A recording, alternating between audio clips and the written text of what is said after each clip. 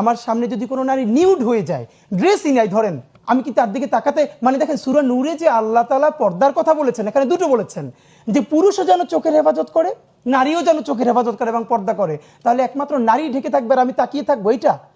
এই সমস্ত কথা যারা বলে, এবং আমরা দেখলাম পরের দিন তাকে এই করার পরে একটা গ্রুপ তার সামনে গিয়ে তার হাতে কোরআন শরীফ উপহার দিচ্ছে। আপনি পোট্রে করেন যে পুরো সোসাইটি দেখলো একটা ছেলে, একটা লোক একটা মেয়েকে টিজ করেছে, ড্রেস নিয়ে খারাপ কথা বলেছে।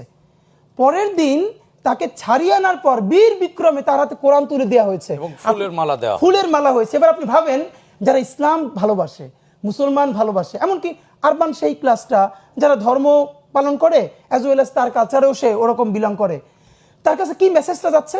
এবং আপনি খেয়াল করেন এর সাথে বাংলাদেশের মূলধারার কোনো আলেমদের সম্পর্ক নাই। আমাদের আফসোসটা কি জানেন? আজ থেকে 15-16 বছর আগেও বাংলাদেশের যত ধর্মীয় ইস্যু এগুলো সব মূলধারার আলেমরা নিয়ন্ত্রণ করতেন। হঠাৎ করে কোনো ফেসবুক সেলিব্রিটি না। ধরেন বাইতুল মোকাররম মসজিদের খতিব, আপনার নিশ্চয়ই মনে আছে প্রথম আলো একবার 111-এর সময় খুব বাজে একটা কাজ করেছিল যেখানে ইসলাম অবমাননা হয়েছিল, এবং দেখেন কি শান্তিপূর্ণ উপায়ে তাকে নিয়ে বাইতুল মোকাররমের খতিব ওবায়দুল হক সাহেবের কাছে তওবা করানো হলো। এর মানে সিস্টেমটা দেখেন। এর মানে তখন আমাদের জাতীয় মুরব্বী ছিল, বাইতুল মোকাররমের খতিব ছিলেন, বাংলাদেশে এরকম অনেক গুণীজন আলেম ছিলেন, সমাজেও এরকম মুরব্বী ছিলেন।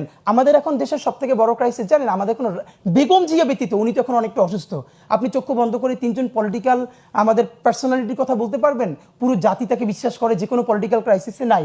বেগম জিয়া একমাত্র, আল্লাহ ওনাকে যে কয়দিন রেখেছেন আমরা ওনার উপরে সেই ট্রাস্টটা করি। নাম্বার 2, আলেমদের মধ্যেও না ওই জায়গাটা হাসিনা এমন করেছে, সবাইকে বিতর্কিত করে গ্রুপে গ্রুপে ভাগ করে এখন তারা নিজেরা ঐক্যবদ্ধ নাই, এবং মাদ্রাসা মসজিদগুলোকে এমনভাবে সে নিয়ন্ত্রণ করেছে ওই জায়গাটা নষ্ট হয়ে গেছে। ফলে হয়ে গেছে কি দেখেন, তৌহিদেরই মুর্শিদ আমার মুহাম্মাদের নাম, কি চমৎকার তৌহিদ শব্দ। এখন আপনি নিজের কোনোদিন বলতে পারবেন আমি তৌহিদি জনতা?